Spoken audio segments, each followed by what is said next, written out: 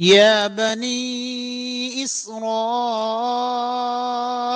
اذكروا نعمتي التي أنعمت عليكم وأوفوا بعهدي أوف بعهدكم وإياي فارهبون وآمنوا بما أنزلت مصدقا لما معكم ولا تكونوا أول كافر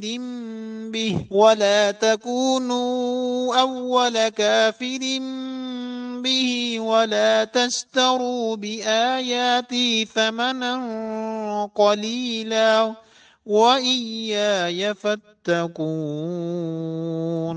ولا تلبسوا الحق بالباطل وتكتموا الحق وأنتم تعلمون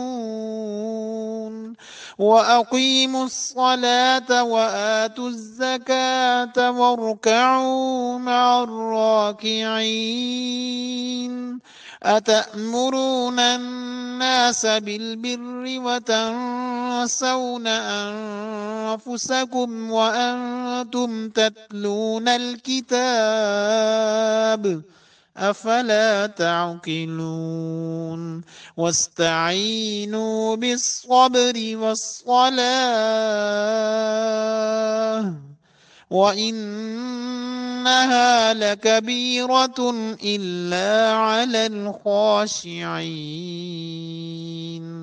الذين يظنون أنهم ملاقو ربهم وأنهم